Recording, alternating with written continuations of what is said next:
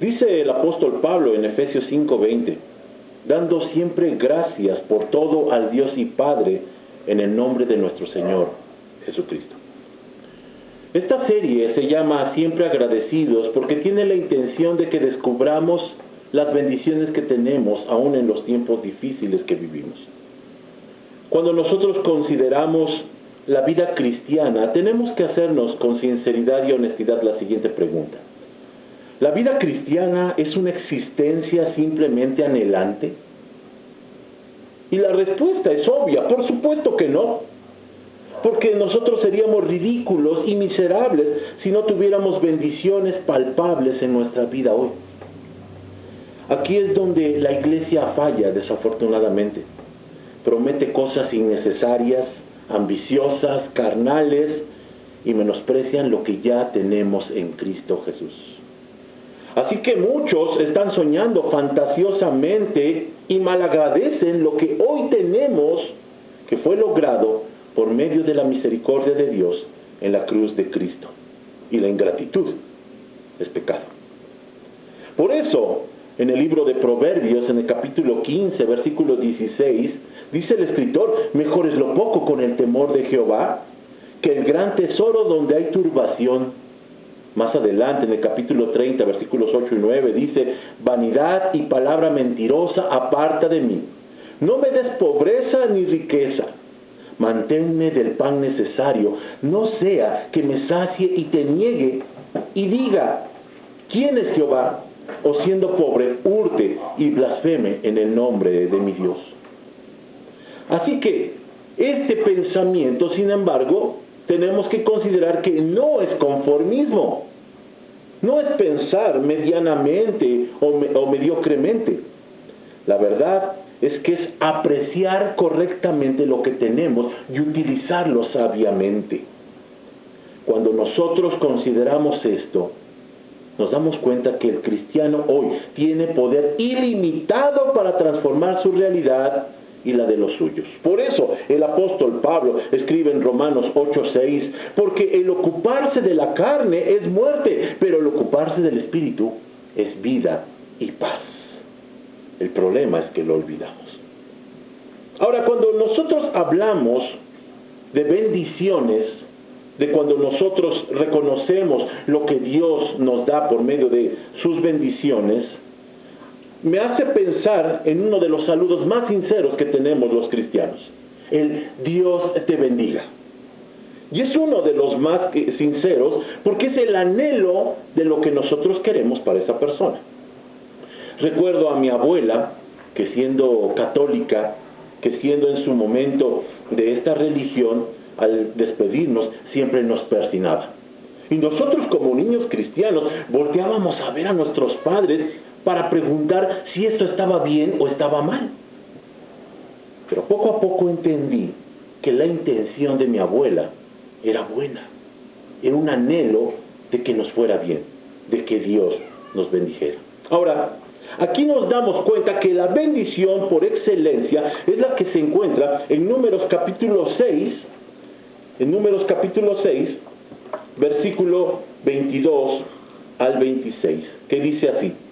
Entonces el Señor le dijo a Moisés, diles a Aarón y a sus hijos que bendigan al pueblo de Israel con la siguiente bendición especial.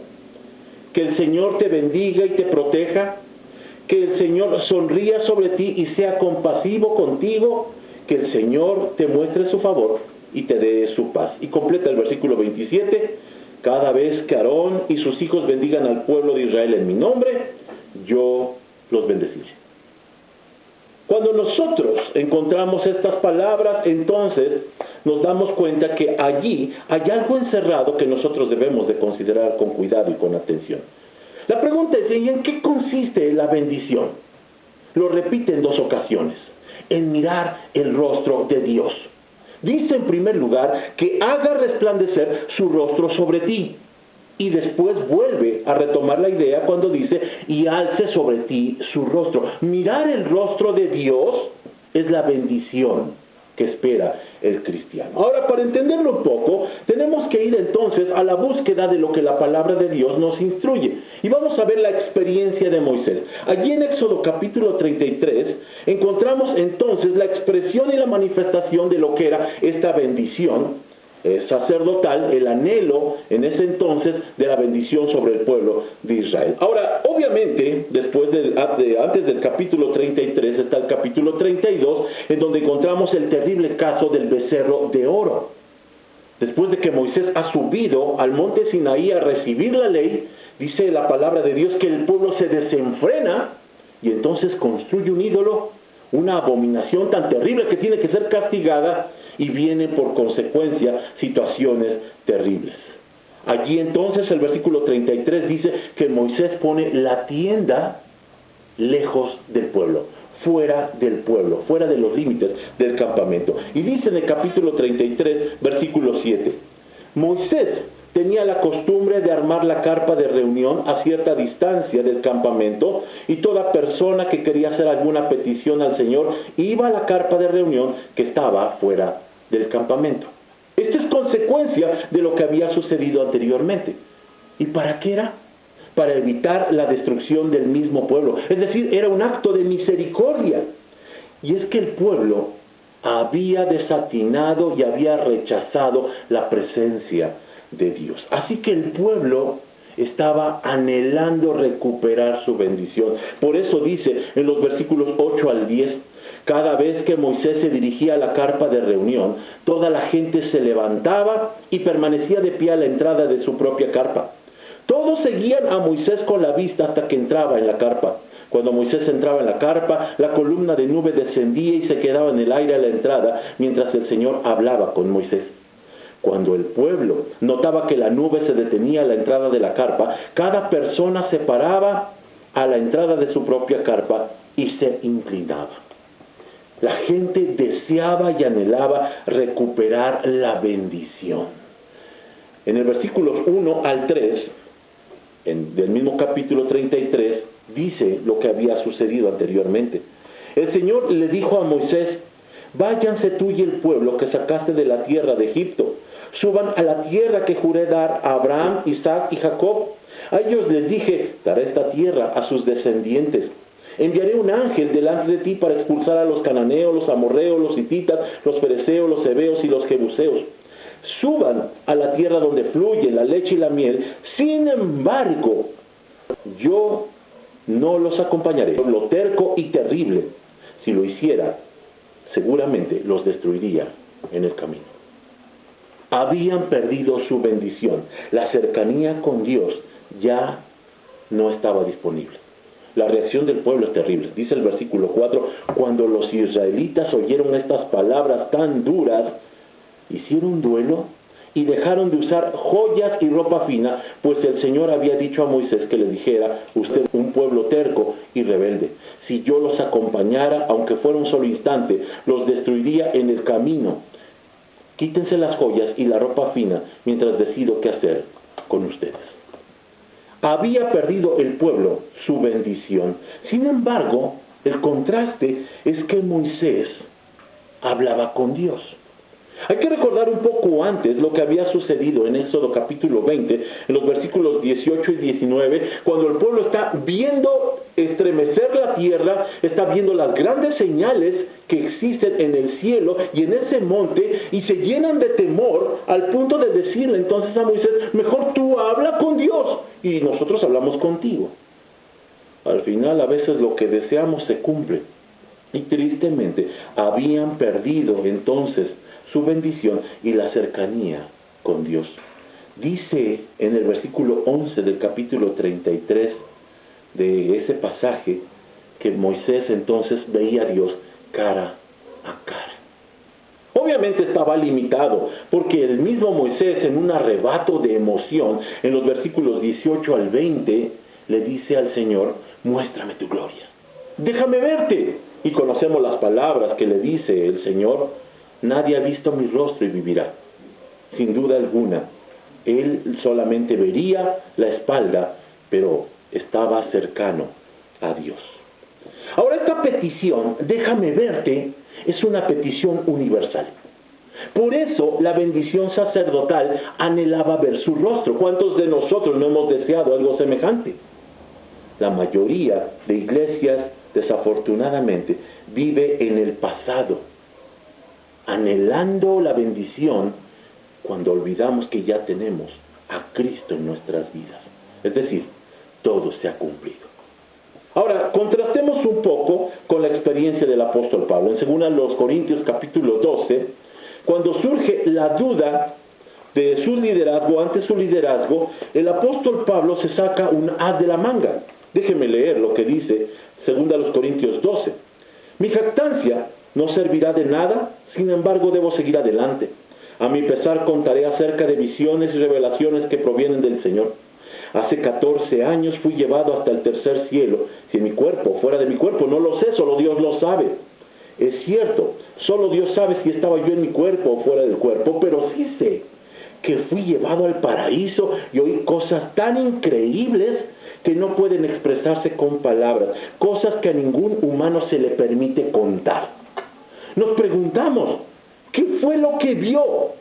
¿De qué fue testigo el apóstol Pablo? Y parece que la respuesta la encontramos en Éxodo 34, otra vez en el caso de Moisés. Dice en los versículos 29 y 30, y aconteció que descendiendo Moisés del monte Sinaí con las 2 tablas del testimonio en su mano, al descender del monte, no sabía Moisés que la piel de su rostro resplandecía después de que hubo hablado con Dios.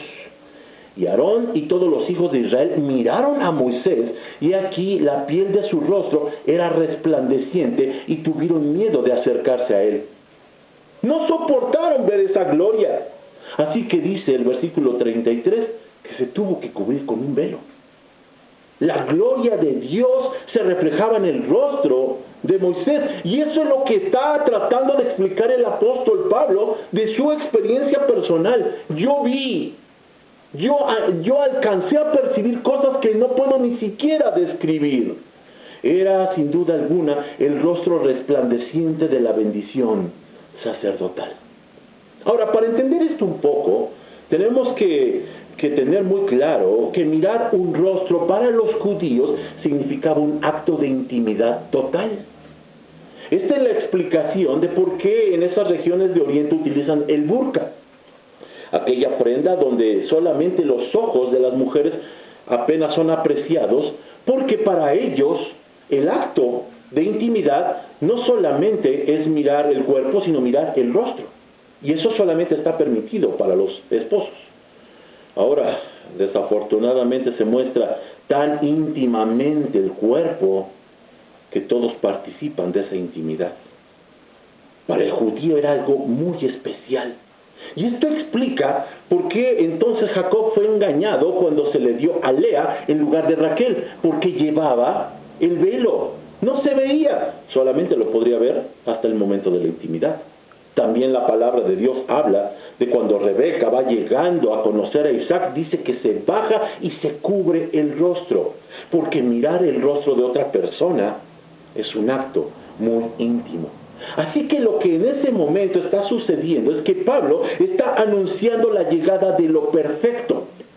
Y entonces encontramos que después de que había hablado de lenguas y profecía, permítame llevarlo a 1 Corintios capítulo 13, versículos 10 al 12, porque el apóstol Pablo nos está llevando a entender que ha llegado el tiempo de lo perfecto. Y dice de esta manera: porque en parte conocemos y en parte profetizamos, mas cuando venga lo perfecto, entonces lo que es en parte se acabará. Cuando yo era niño, hablaba como niño, pensaba como niño, juzgaba como niño, mas cuando ya fui hombre, dejé lo que era del niño. Ahora vemos por espejo, oscuramente, mas entonces veremos cara a cara. Ahora conozco en parte, pero entonces conoceré como fui conocido.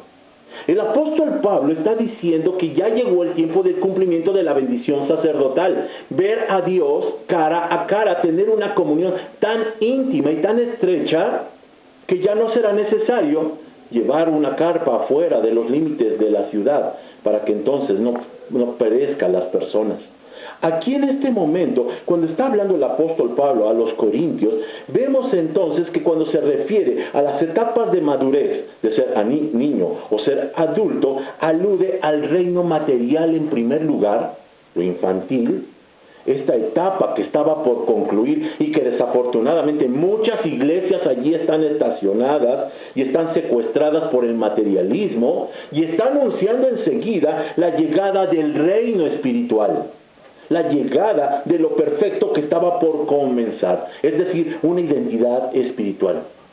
Porque en ese momento lo que sucedía es que esperaban la revelación completa del Señor. Por eso había dicho un poco antes, en los versículos 8 y 9, el amor nunca deja de ser, pero las profecías se acabarán y cesarán las lenguas y la ciencia acabará. Porque en parte conocemos y en parte profetizamos. Estaban en un tiempo de transición que tendría que terminar al momento de cuando se completara la Escritura. Teniendo la Escritura, llegaba el tiempo del conocimiento perfecto de Dios. Lo perfecto era conocer todo por completo, tal como Dios ya me conoce a mí completamente.